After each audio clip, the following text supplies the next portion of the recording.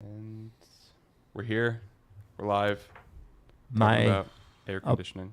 my apartment in Ballackinwood was the top floor of this guy Jay Zeitlin's house. Rest in peace, Jay. It's actually his daughter knew Amos. It was how I discovered Amos's music. Oh wow. And it was a great place, except for like two things. One, I had to go through his kitchen to get to the apartment. Like there was no separate entrance or anything. And the other thing, aside from not having air conditioning, there was no cable. So I would there was a Blockbuster Video down the street, and I would just buy used DVDs and watch the same movies over and over and over and over again. I watched Punch Drunk Love like 500 times. So that's that apartment.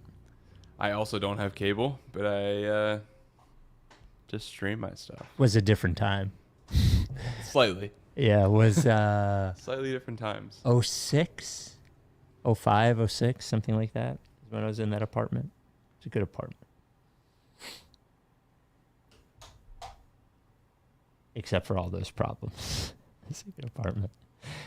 My only other memory from that place is I watched The Ring by myself. Ooh. And I was so scared I left and went to my parents' house to sleep. Really? Afterwards. Yeah, I wouldn't sleep by myself. Like right when it came out? It was on DVD. I had never watched it before. So it's terrifying. That movie's terrifying. Mike, I don't know if you made any Ring comments, but you're muted. Thank you. Yeah. I'm sure I've told the story before on the podcast, but I got cheated on during the ring at the show. You did. You did. And can you give the context again? Like, were you were both in the theater? Yeah, we were both in the theater. She left to get snacks, and she was gone a while. She was making out in the snack line.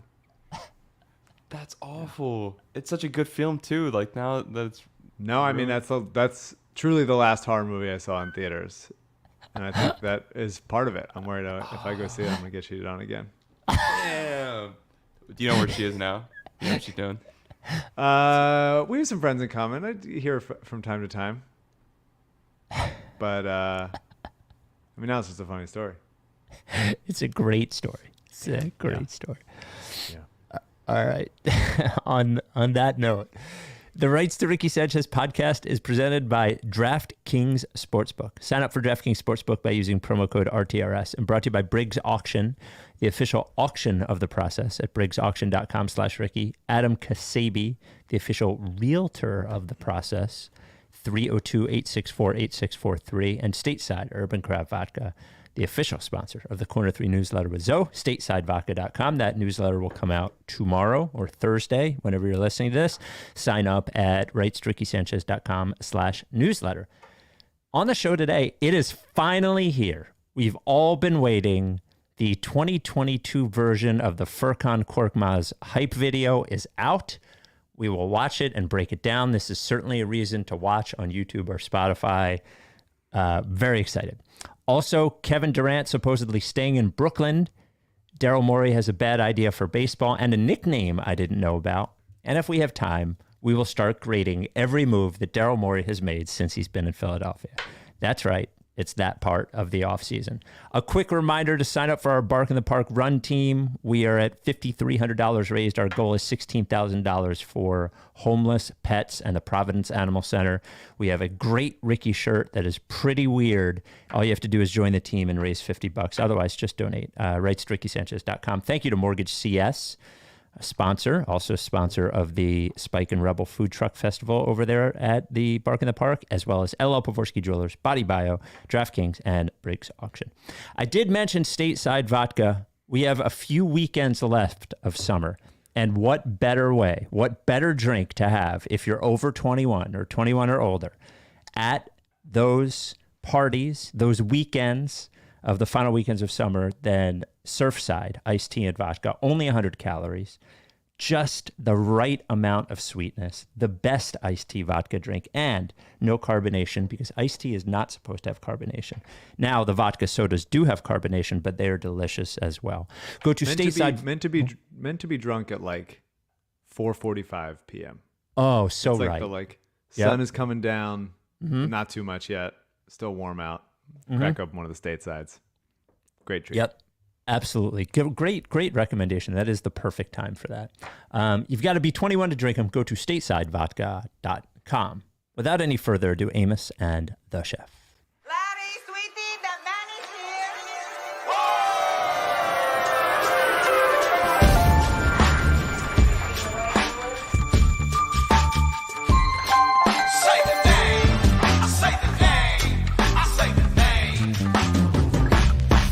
We were right, y'all. We were right. Even when it went wrong, we were right. We was right, y'all. We were right. So say the name. Say the name. We were right, y'all. We were right. Even when it went wrong, we were right. We were right, y'all. We were right. So say the name. Say the name. Say the name.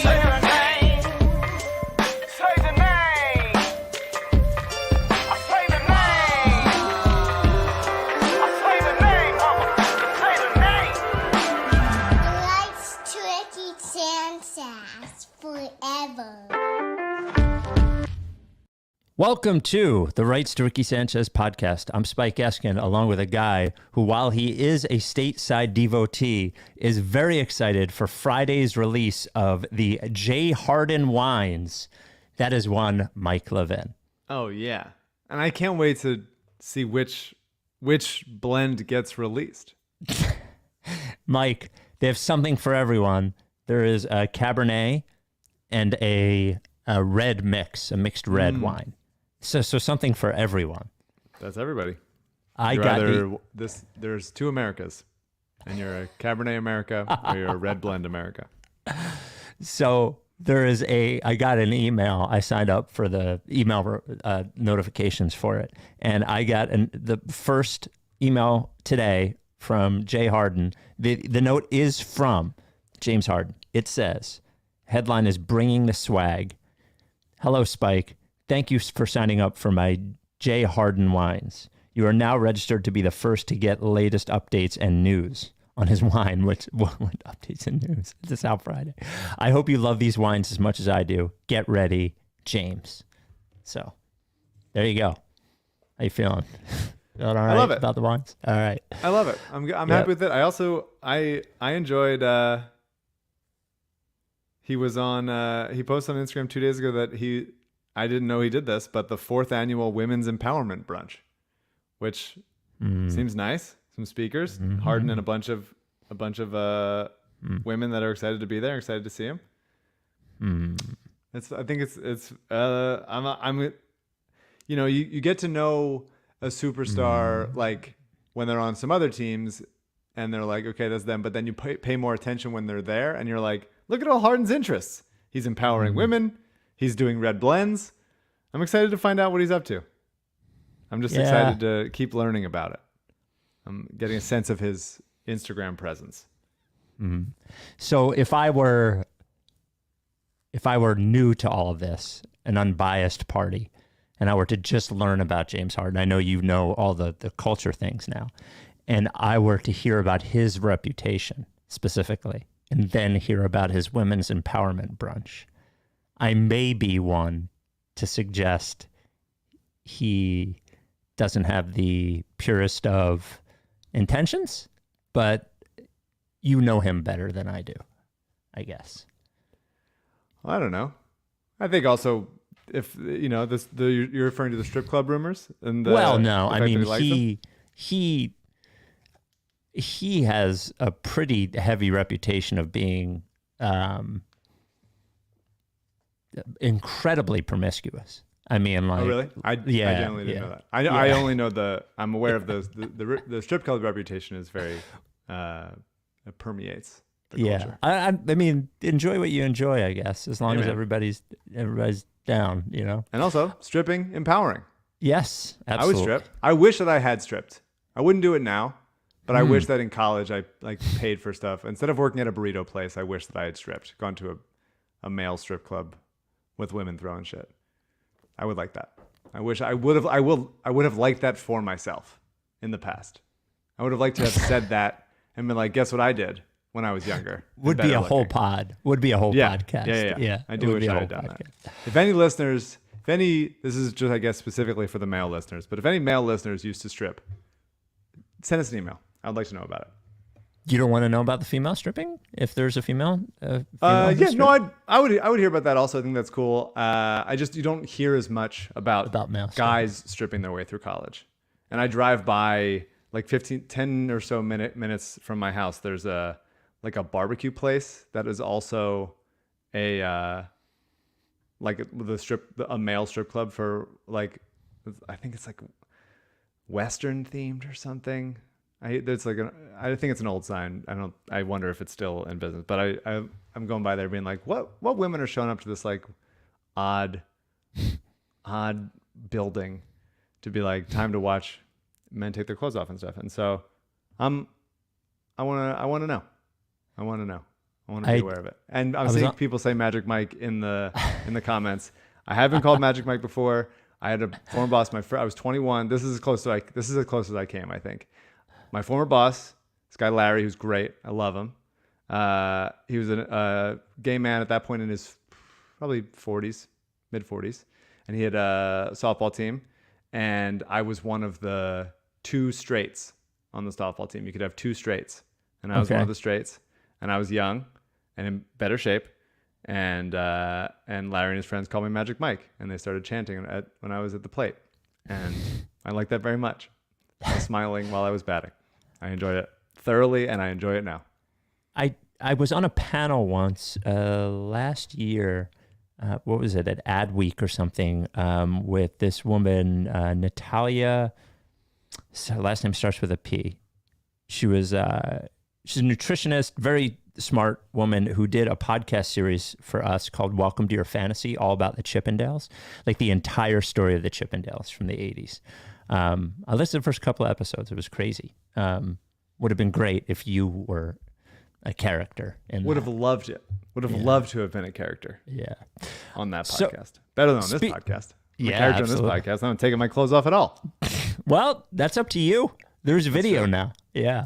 That's true. I've done a podcast in the dark. I think my shirt was off when I was in the dark, but it wasn't a feature of it, I guess. Okay. All right. To the Sixers. So speaking of good-looking gentlemen with their, half clothed, every year we get a Furkan Korkmaz hype video, and I love them. I love everything about Furkan Korkmaz. I love his trade demand. I love his the fact that I still believe in him after the year he had last year. I love his unabashed, his no fear, letting it fly up until the end of last year sort of thing. And I love the hype videos. And Mike, again, if you're listening to this is something you got to watch. The hype video this year, according to my calculations, it's a hype video where everything is completely legitimate because there's nothing impressive in the entire video. I've never seen a hype video like this, an off-season workout video where everything just looks completely normal. CJ, can we, here we go. Mike, have you watched it yet? I watched some of it, and I smiled and enjoyed myself. Okay. It's a beautiful thing, Furkan Korkmaz. Okay, Korkmaz, dribble in the dark, Turn the lights off. You're dribbling. You're confident. His coach showing him proper shooting form. His coach dribbling. And a layup. And more Furkan. It's honestly less of a hype video and more of like a Rocky workout video montage. Yeah. Like in a film where he's getting better. Yep. And it's not just like it's a Rocky YouTube video where it's like, here's the best, the top 20 plays of Korkmaz's offseason. This is just like, he's working on it. He's sweating. He's wiping himself with a towel. He's sitting down for a little bit. He's talking. He's communicating. He's dunking a little bit. He's shooting in slow motion. He's dribbling in the dark. It's like Rocky training in Russia in Rocky 4. Yeah. There it is. And the final words on the screen, possible. I think that it should be called, because as you said this in the intro, I didn't know we would be talking about this, but as you said in the intro, I was like, it really there's one every year. He does one every year. And it's like, I was like, it's a Fast and Furious situation where just every year he does another one. And so now in my mind, I'm now calling this Furk and Curious.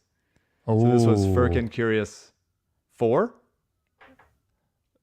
I guess, the 4th right? hype video, something like that. I mean, Whatever number it is, that's what we're on. He's been on the team 7 years now. So here's my question for you after watching that and thinking about Furk for a little bit. Is Furkan Korkmaz good? He was. I mean, he had apparently. I didn't watch that in full, and it was good to see the end of it. But I did watch his. There was a game of Turkey against, I think it was Slovenia. Yeah, he had like 39. Highlights? He had 39. Yeah, he went off. Yeah, they lost. And it's just like, what's he doing there? He's doing catch and shoot, like pump fake, sidestep. Like he's doing that normal shit that we want him to do, that he could succeed at here if he just like shot well enough for a full season, which, you know, too often he doesn't. But I think there's a real, is he good? Sure. I mean, he's an NBA player. He's a legitimate NBA player. He is if you put him on all 30 teams, he would be a rotation player on like half of them. I think like right in the middle, like Ksebe. Is he better than Daniel House? I mean, it just depends on situation, I think, because Maxey and Harden are at this point below average defenders, and Harden below average, sometimes more than below average, although sometimes he can be fine, as I pointed out a lot during the playoffs. And Korkmaz is weak on that end, and so you need Daniel House to body up guys a little bit more. But I think there's an entire possibility where if they package a couple guys together, which I guess I'm on the hook for saying is going to happen in the next like 4 days, that Korkmaz could just be like shooter off the bench and play over. Like, I think there's a world where he plays over Shake. If Shake gets off to a slow start, I think if Doc still doesn't trust Isaiah Joe, that kind of thing.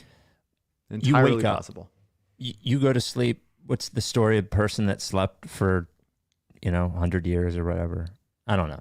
You go to sleep, you go in a coma, and you wake up. It's Game 7, the NBA Finals, and Doc calls you, and I have no idea why, but he says... How did he get this number? Yeah, he says, "Oh, thank God you've woken up from your coma. I have something really important to ask you, and I only have time for you to answer me. I can only put one of these two good guys in my rotation tonight in Game 7 of the NBA Finals, Matisse Thybulle or Furkan Korkmaz. Who should I put in?" I'm saying, Doc, who else is there? Doc, what's... Doc, you got to tell me more. You got to give me more context, man. I can't... This is a longer podcast answer. That's what I'm trained for. I got to go. I don't have it. I'm going to put in Jordan, DeAndre. Yeah. I say, go with your gut, Doc. I say, go with your gut. I say, did you put me in this coma? Did something you do? Did something that you did put me in this coma? So I got a case to solve.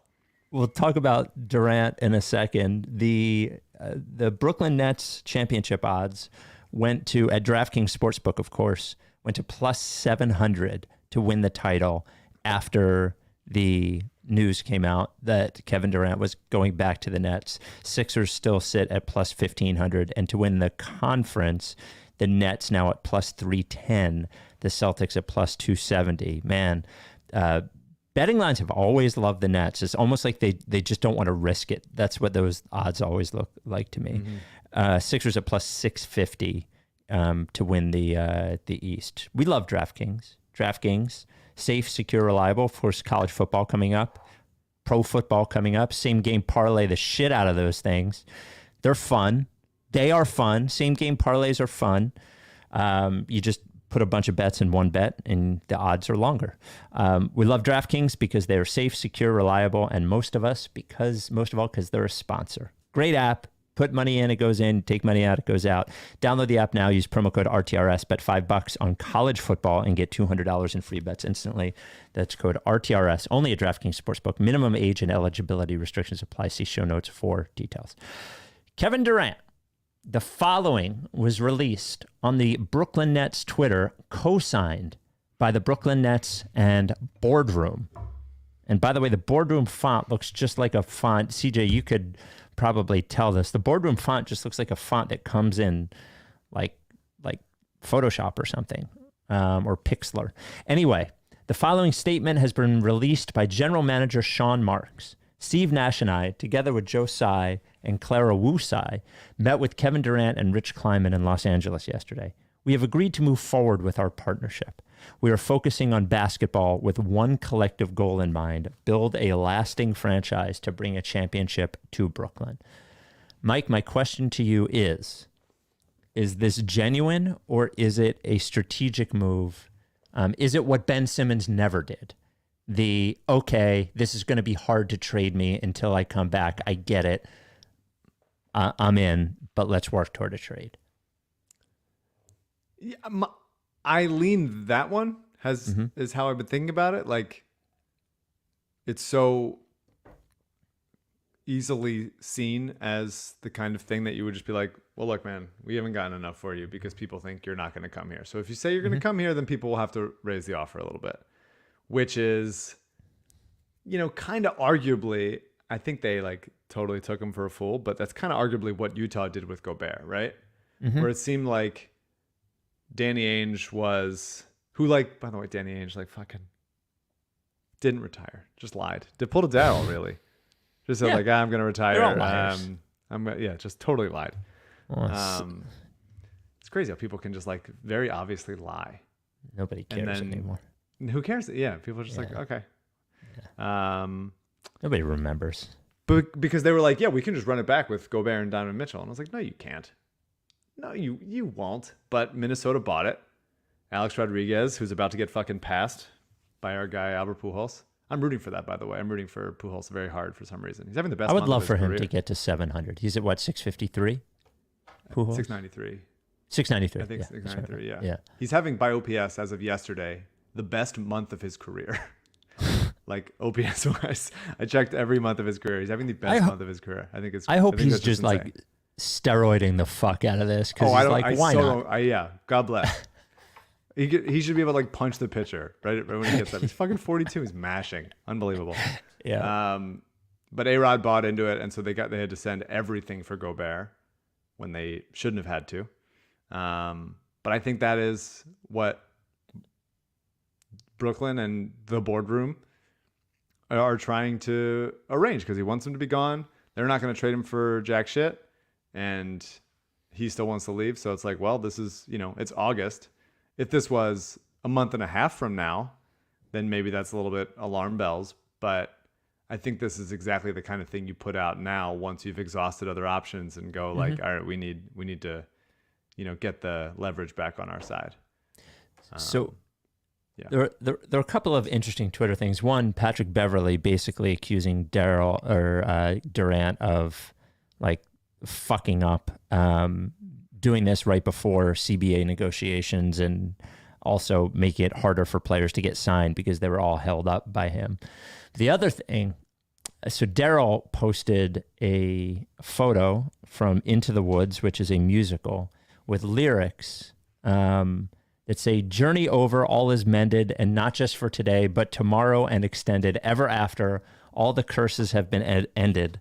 The reverse is wiped away. All is tenderness and laughter for forever after. Happy now and happy hence, and happy ever after. Joy today and bliss tomorrow and forever after." And I got a note from Jeremy at Marion Hill, and he says that this is the Act 1 finale of Into the Woods, and everything goes to shit in Act 2 afterwards. The lyric is intentionally roasting the characters, thinking they'll actually have a happy ending. And Daryl is a huge musical guy. Massive musical dork. Yes. So he knew exactly what he was doing. We have a subtweeting general manager he's... We'll get to his tweets in a second, but when he's not looking at girls in yoga pants, he's doing this. Well, we'll see what happens. We'll see what happens with Durant. So your guess, opening night, he's on the Nets, and then maybe at the trade deadline he's not, or he's not even on the Nets opening night? I mean, that's the most that's the Phoenix path, I think. Yeah. Because then they could trade Ayton for him After Jan 1. after mid-January. But I still think he's gone. I still think they move him ahead before that. Because the Irving thing's not going away. Now, Irving, to his credit, is like, I'm here. I'm ready to play. I don't care. Whatever. So, yeah, very strange, man. What an odd team. It's so relieving that it's not happening to the Sixers. It's just a nice, refreshing thing that it's just like the Sixers are having an incredibly normal offseason again. Which hasn't happened in a few years. We've had it sometimes, but like so rarely does it happen. And we're just like watching other teams implode and stuff. And the Sixers just like got a little better. And nobody got fired. Doc said some weird shit, but that's fine. Red blend. We didn't mention it so far. But like Ben Simmons is on the fucking Nets. Like as crazy as the Durant thing is, they have a guy who chose not to play last year and we still haven't seen play basketball in forever. So Simmons, Durant, Kyrie on the same team is quite the thing. Is wild. So then Daryl, and I think this was before. Did you read Daryl's proposal for baseball? Oh, fucking these email fixing fucking losers, man. By the way, Hinkie. I found it really dumb, but funny. I do like Daryl very much, obviously, but we're huge fans. Such a bad idea, an obviously bad idea. Well, it's like a guy who is at a baseball game who doesn't really even like baseball. He's like, oh my God, when's this going to end? You know, it would be best if just one team didn't bat. Yeah. And before he's even finished his idea, he's already like, I'm sort of doing something else already. You guys got it, right? Everybody's all fucked up. I'm just going to start to build a road here, and I'll get distracted. Somebody else will fix it. So you got it. I started you off. What do I have to do? Everything? I fix baseball. Before we get to his fixing of baseball, as you mentioned, fixing email, Sam replied to one of his own tweets from June 30th, 2018. The tweet from June 30th, 2018 was, misunderstanding gets smoked out of its foxhole with writing like this. Nice job, Benedict Evans. Machine learning is infinite interns. There you go. So I might be, guys, we just need some basketball guys in here. None of these fucking other interests. We got to delete all the old podcasts. So you have to prove that you don't like theater or Malcolm Gladwell when you sign up to work for the Sixers. You fill out an application and you're just like, nothing, no other interests, right? Just nothing thinking else. About thinking. You're just a basketball sicko. You're not trying to hack. No life hack. No basketball hack. You want a basketball lifer is what you want. So here was Daryl's. Thorns. Just give me some Rod Thorns and an Alvin Gentry.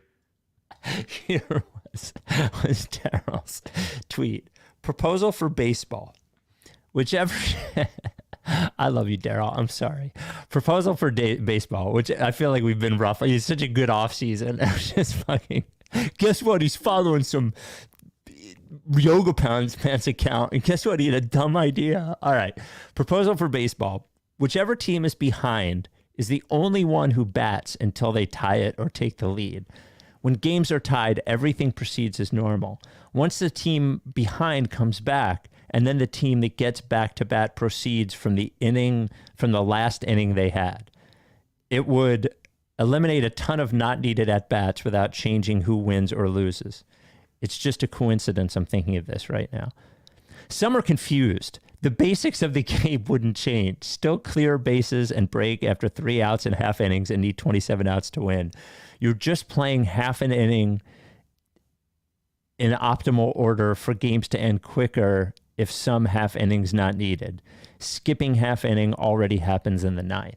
So, Mike, is he saying that I'm up, the Phillies are up 3-1 on the Mets, right? After the first. Yeah. That in the second inning, the Phillies would not bat, and they wouldn't bat again until the Mets tied or took the lead. That's but right. at that time, they would get all of the at bats That's that right. they were due. So Yeah. They have would banked half innings ready to go. It's Friggin' a fucking Ranger horrible Suarez's idea. shoulder falling off because he's pitching 8 straight innings with there's a break in between. Everyone sits there while Ranger cools off. They just stay out there. Ranger sits on a bench sometimes. I mean, I guess in a world where it makes a little bit more sense if you say let's do this after the 6th. So for the 7th, 8th, and 9th innings rather than just the 9th for the home team. But I don't think obviously the home team doesn't need to bat if they're up in the 9th. But you could say maybe, all right, fine, let's stretch that to the 7th, 8th, and 9th. But then it changes all the statistics, and baseball is such a stats-based thing. All of a sudden, because as an example, Dodgers are up big, then Justin Turner only gets 2 at-bats a game. That's not what we it's want. a ridiculous They want to idea. bat. It's and there's some of the changes. I love the player on second in extra innings. I think that's a cool idea because it makes it not just it ends the game quicker, but it makes it more exciting. I feel So do I kind of, and I think that's a little sacrilege stuff, but I do think it's fun. They've been doing it in the minor leagues for a while. I do think it's fun. You're not trying to tax relievers so much.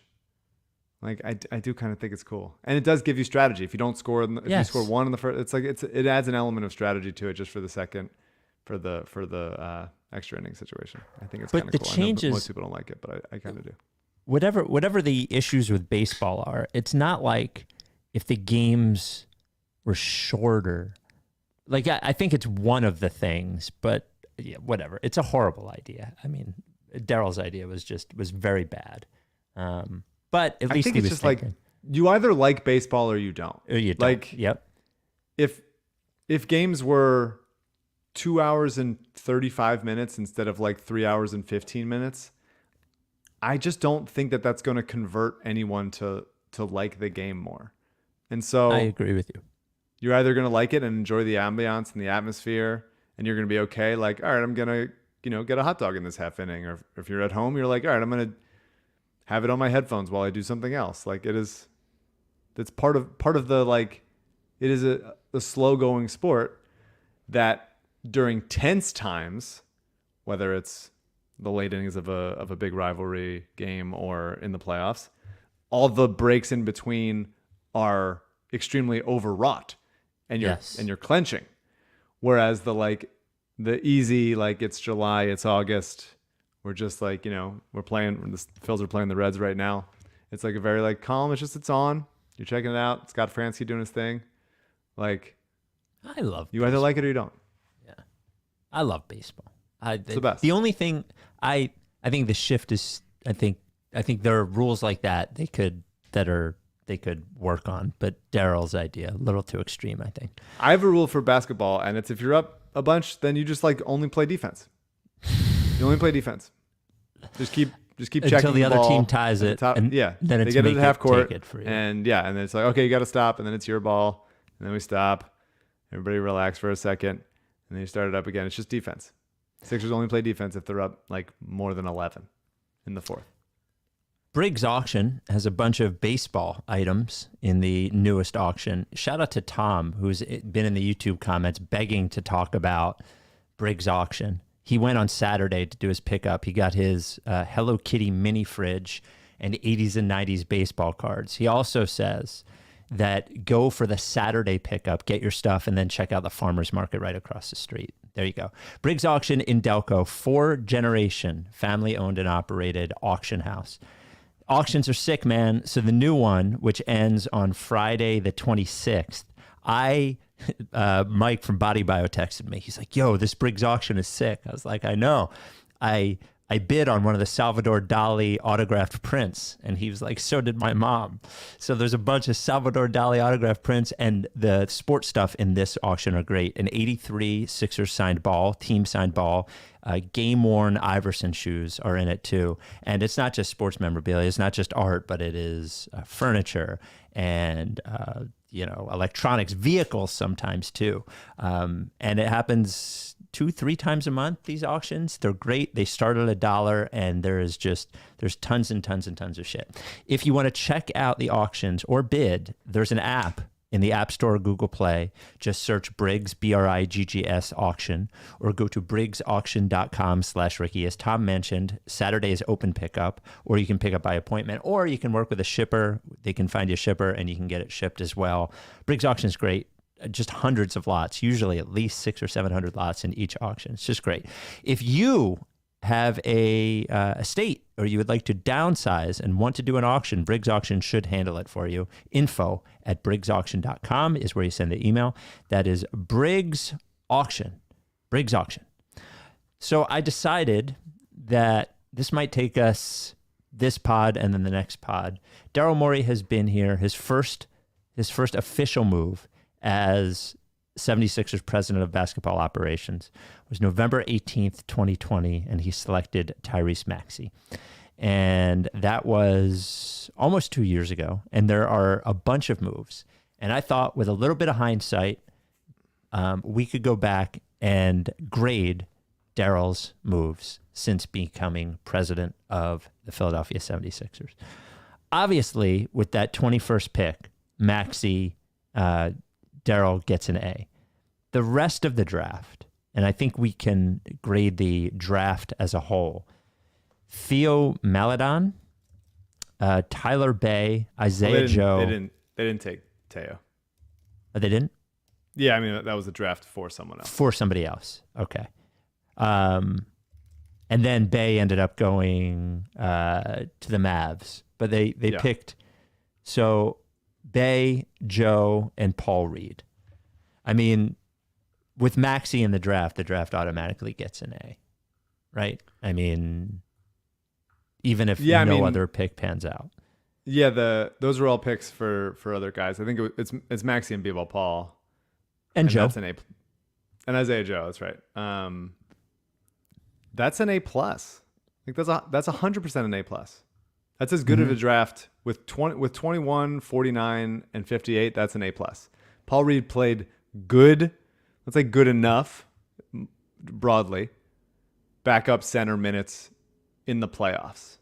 Like, that's huge. Isaiah Joe took a swing on him at 49. Like, I think he should be better. I think they should have given him more time. But even if he never works out, like, he's a totally reasonable pick for that area. You can look before and around him, and there's nobody that you're like, God, if only we had him. Like, Jordan Noor is good. He seems like playable enough. Trey Jones is good, but he's got picked ahead of him. Like, there's nobody below that you're dying for. That trading down. Yeah, but even then, I wish that they had taken Xavier Tillman. I love Xavier Tillman. I wish that they had gone and gotten. I shouldn't have started this with the draft. That's true. I wish that they had gotten Desmond Bane at 30. That obviously would have been huge. There were guys that could have been more helpful that they maybe went away from, but you're not going to get every good guy in the draft. So the fact that they got three NBA players between 21 and 58, two of whom have already played big roles in the playoffs, I think that's enormous. A+. So that day as well, they traded Tyler Bay and Josh Richardson to the Dallas Mavericks for Seth Curry. I think in retrospect, that was almost a perfect trade. Like, getting Curry for Josh Richardson was incredibly helpful. Seth Curry ended up really for a while being Embiid's like best offensive partner since Redick. You know, I think it didn't win them a championship or anything, but I think getting Curry for Richardson, I think is an A. Yeah, I might say A- just because like Josh Richardson has not had a good few years at all. He was good on Miami that 1 year or 2 years, I guess. But Seth was pretty exploited in the playoffs.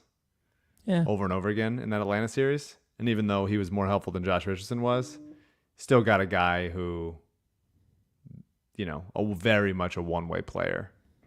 For Josh Richardson, who at least at one point in his career was a helpful two-way player. And the Sixers and some other teams haven't. yeah, the Sixers haven't, and some other teams haven't been able to get that back, including like Boston and stuff. But So maybe he's not. maybe he's not. Maybe he's Yeah. not. But Seth definitely is a one-way player, and he was helpful in the regular season, but and helpful in the playoffs offensively, but really exploitable on the defensive end. So let's say A-. Josh Richardson is a no-way player.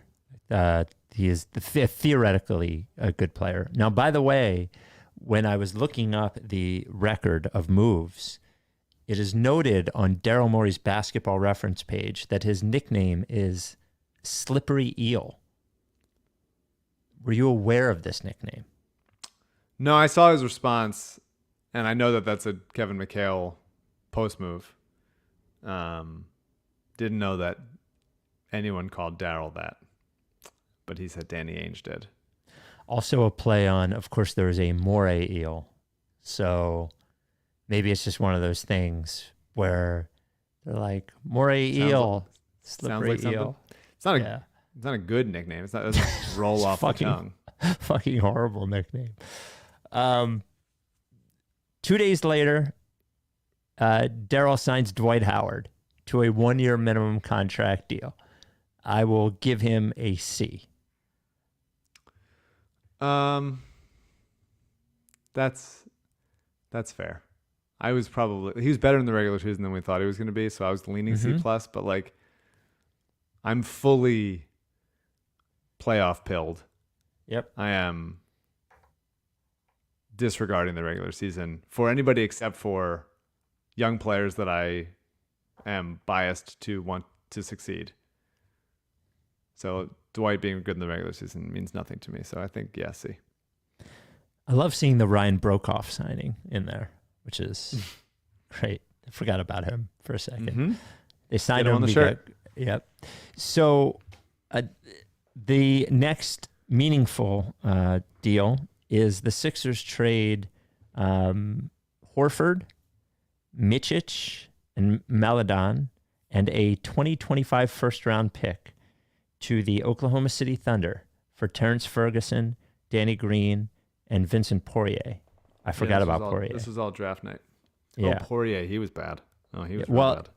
Yeah, I guess it wasn't finished until December 8th. It officially didn't go until December 8th. So,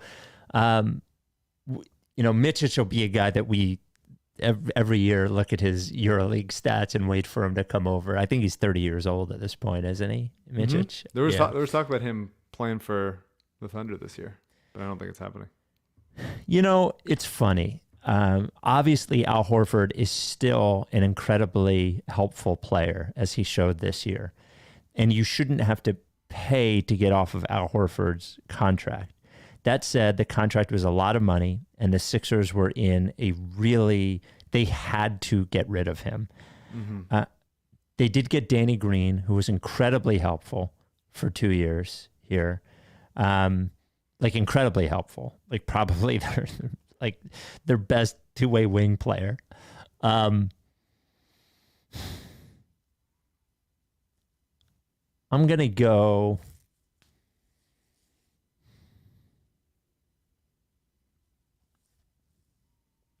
B-. I was stuck between C+ and B-. I think that's fair. I was weighing the idea of should you penalize the Sixers for Horford succeeding so well on a different team where his role is better fitting? And I think the answer is probably yes still. I think it dings him a little bit. In the same way that Josh Richardson being bad going forward makes that deal look better. I think you do have to say there's still a little retroactive. Like they should have gotten more out of Horford, or more likely they should have set the situation to be better for him. But it seemed like that whole thing was just cursed from the very beginning. It was fucked up. Yeah. Yeah. So good, necessary trade. Certainly not an excellent one as far as having to move the best player in the trade, even though he was on a bad contract and a pick. And Danny was helpful. So I would say probably a C+. In a lot of ways, Danny was wing Al Horford. Like in terms of where he is in his career, the usefulness, like it's really the pick that ends up killing you, that ends up, trading that pick. Mm-hmm. And not necessarily that like the Sixers need that because they're expecting out of that guy, but just like as far as assets that they could trade in a bigger swap, in a Durant type trade, whether that's that or something else, then they just have so few picks to be dealing with. Well, and they did trade the best player. Horford is still the best player in that trade. Yep. And when you deal a pick, you're essentially making it impossible to trade 3 picks. You can't trade the 24 or 26 when you trade 25. I think it's got to be so nice that Horford got to just basically take a year off and get his body right, get paid so much money to do it, and then go. Like the past couple of years for Horford have had to be the best. That you dream about that. I would love to be like Bobby Bonilla'd by somebody. Like somebody Bonilla me. If Bobby Bonilla was also like performing well for like the Cardinals as the Mets were still paying him a buttload of money every year. Like that would be nice. That would be ideal. And Horford's kind of doing that. You have to sign, maybe if you start stripping, maybe you'll be so good you'll get signed to one of those giant deals. Passive stripping income. Yeah. There it is. I think we'd both give the next deal an A+. On January 22nd, 2021, he signed Rajon Tucker to a 2-way contract. Hell yeah. Yeah. I mean, sometimes you need to, your 2-way guys were meant to be like, you must do powerful pregame dunks. And that's really it. And he provided that. So there was a 3-team trade that essentially ended up with the Sixers trading Tony Bradley, a 2025 second-round pick, and a 2026 second-round pick. And the Sixers got back Iggy Brzdakis, but more notably, George Hill. Mm-hmm. That trade gets a fucking F. I'm sorry. George Hill was fucking terrible, and then they let him go for nothing, basically. Yeah, now the benefit of hindsight is you can look at the totality of it. Yeah. You trade for George Hill and let his team option, was it a team option that they declined? Yes, correct. It was like an unguaranteed. He had an unguaranteed year, I think. Right. He had they didn't guarantee it. Yeah. It was not good. He wasn't good while he was here. He made so much sense as basically Shake with sturdier defense at that time, but he just wasn't. He just wasn't that. And then was he good for Milwaukee last year? Not really. I mean, he had to be better than he was. Better, for sure, better, but yeah, but still not very good. It's I'll say like at least it made sense. And sometimes you trade for a guy, and you're like, this makes sense, and he doesn't play well. I could see why George Hill made sense at the time. Like the logic works for me, but so I'll give it a D. Yeah, I mean, I think even at the time, I think my take was like George Hill is going to end up being way too important, and he's going to play crunch time minutes. And I think the Sixers were in that situation where it seemed like George Hill but he was just terrible. I think he started getting afraid to shoot. If I remember, he wouldn't shoot when he was open. It's too cold in the arena. That's got to be it. Yeah. Adam Ksebe, who I owe a phone call back. I owe a call to you, Adam. I am sorry. Adam Ksebe, the official realtor of the process. It's been a crazy couple of years for buying and selling homes. And now, even though interest rates are up a little bit, there's a lot less inventory out there, lot fewer homes. You really need a good realtor that you can trust. You don't want to be searching these websites every day and every night. You want somebody doing that for you. Adam Ksebe, the official realtor of the process. Ksebe. Ksebe. Now, you may be thinking, it's the end of the summer. I don't want to think about a summer home, but a shore house. Now's a good time, right? Adam Ksebe can help you find a house down the shore in Delaware. That's right, where the property taxes are low. Or Maryland. They can sell you a house in Ocean City, Maryland as well. They can sell you a house in all of Delaware, all in Maryland. Sell your house all in Delaware, all in Maryland. And by the way, Delaware Beach is beautiful. A lot of options down there. Rehoboth, Lewis, Bethany. What's the one if you're like fucking CJ's age, you want to go and party? Dewey is down there. But if you're not looking for a home in those areas, or you're not selling a home in those areas, if you're in PA or New York or New Jersey or something like that, still call Ksebe. He can't do it for you, but what he will do is he will go through his network of realtors and interview the one that will be perfect for you. So when it comes down to it, as far as realtor goes, you only need one name, and that is Ksebe, Ksebe. Based out of Long and Foster in Bethany Beach. He is just a call or a text or an email away. Call or text him right now, 302-864-8643. 302-864-8643, or email him, adam@processrealtor.com. That is adam@processrealtor.com. All right, back to the slippery eel grading. Where are we going? Hold on, I got to get back to where we are. Okay. I don't remember Mason Jones. Do you? Do I remember Mason Jones? Spike. Yeah. 9 years of this podcast. I think I don't remember Mason Jones. Are you kidding? I don't remember College Mason teammates with Jones. Isaiah Joe. Okay. Yeah, a guy that there's a weird type of player that a little it's not basketball season, so I'm a little removed. The Iowa State guy, Lakers, Taylor Horton Tucker, a little bit of that, like uncomfortable weirdness, odd body, but needs to be like the kinds of guy that like needs to have the ball in his hands, and at the NBA level, you're just not good enough to have the ball in your hands. You have to be so good to have the ball in your hands. So like if you're going to make it as a role player, a la Danny, you just got to be able to play off ball.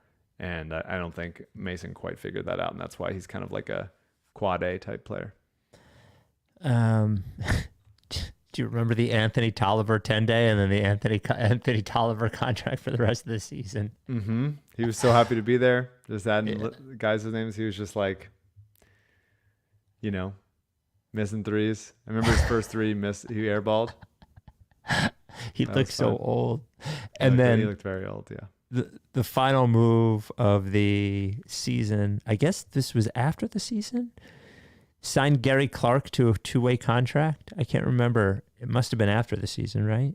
May 11th? No, he was here for a little bit. Okay. Played. Yeah, I mean, love Gary Clark. Believe in Gary Not giving grades to any of these because who cares? Okay. Gary Clark is an A. July 29th, 2021 is the NBA draft. In it, we get Jaden Springer, Philippe Petrusev, and Charles Bassey. Yeah. The Petrusev pick was bad. Mm-hmm. Never really seemed like he could do much. I mean, he's performing, he won MVP of some league over there that I'm forgetting. But it kind of seemed like to draft. I mean, I guess at the time I was like, okay, cool. You take two flyers on two centers in the 50s. I preferred Bassey by a lot. My hope was that Petrusev becomes like, all right, if you trust his touch, then maybe he becomes the stretch five this team has never had since Muscala. But he seems like he's not doing it. He seems like he's just not good enough. The Springer pick, like, look, he hasn't been good. Like, not going to pretend that he has. The defense is fully legitimate. And I want to see his offense get better enough that he can perform at that level. Really, jumper looks way too Evan Turner-y for my taste. He's powerful. He's much more athletic on defense than he is on offense. Mm-hmm. You draft Jaden Springer knowing he's going to be a project and take some time. But I still have hopes. There's no reason to get off of him now because like his value is obviously pretty low. So you just got to hope that like your player development staff and his like own motor and work ethic is going to get him there, because he's not there. He's definitely not there yet. He hasn't been good enough. I grade this draft a D+. Bassey is behind Paul Reed, and I don't think Jaden Springer can play. I'm sorry. I think D+ is too low. I mean, it's a 28th pick and two guys in the 50s. Bassey, I think, is an NBA player, and to get an NBA player in the 50s is he can't get good. Minutes ahead of Paul Reed. Well, Paul Reed's the man. It's not Bassey's fault that Paul Reed is the man. That's a Is good. it? There's no, I can't argue with that. You've argued me into a corner. I'm There you go. stuck. Yeah. There you go. Yeah, I mean, Yeah. you look at the guys that were picked after Jaden Springer. There's a handful of guys that you might right now rather have. I think Ayo Dosunmu is obviously one, but Dosunmu was coming out of college, much more of a finished product. Herb Jones went crazy from the end of March to like the combine, through the combine into the draft, and so like he was a guy that people weren't even ranking early on. Of like he's a 4-year senior, he never shot at Alabama, and then he just like got really good after the college season and had a hell of a rookie year for New Orleans. So that's a surprising one, but I'd say that's definitely one. Jeremiah Robinson Earl's solid. He's a rotation guy. So, but there's not like, Kessler Edwards might be something, Delano Banton maybe, handful of guys. But I don't think you're looking at that Jaden Springer pick and going like, man, would kill to have, even though I like these guys, Jared Butler, Deuce McBride. You're not dying for it. So I'm happy to give, even though Jaden Springer has been worse for longer than I anticipated, I'm happy to give him another year or two to actually improve. But it's definitely time for him to do so. Yeah. I mean, I'm looking at the draft now. You're right that behind it, there's not too much there. Yeah, maybe being attracted to Brandon Boston, who's Yeah. on Memphis, who is obviously like a sort of Maxey had a slightly disappointing season at Kentucky, slightly. Brandon Boston had a very disappointing season at Kentucky, came out as a big prospect. Those kinds of like had a bad year somewhere kind of go down. There's always guys that you're going to consider taking over them, but Springer is like the kind of player that Springer is not his production wise, but the like on paper, pretty perfect to pair with Maxey, and he's just got to get there, and he's got a long way to go. Back to it.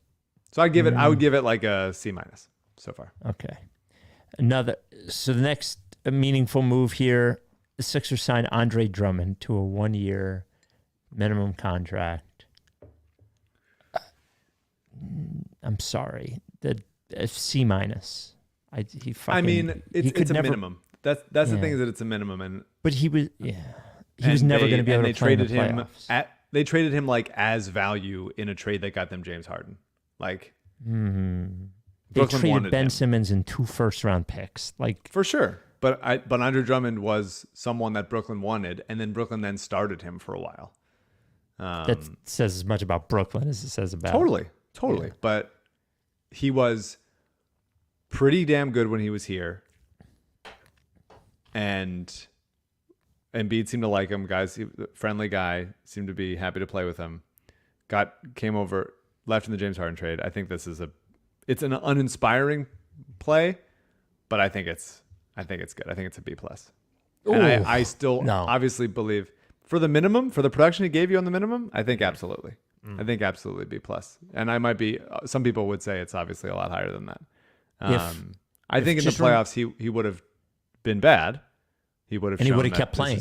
He would have kept playing, by the way. But Yeah. Doc freaking played DeAndre Jordan, so Yeah. I would have rather have Andre Drummond than DeAndre Jordan. But yeah, not an inspiring signing. I was very fine with it because it was the minimum, and he was, pretty much as advertised, if maybe a little bit a better sport than I anticipated. Mike, it's Doc. Thanks for answering. Who should I put into my playoff rotation? Furk or Thibault? Doc, I'm trying to find out who put me in this coma.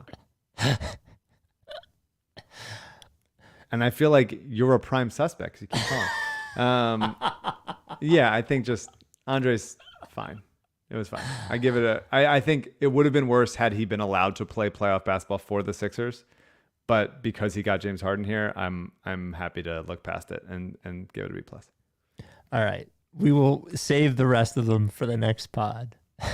As I think of different questions that Doc Rivers would call and ask Mike after he wakes from his coma.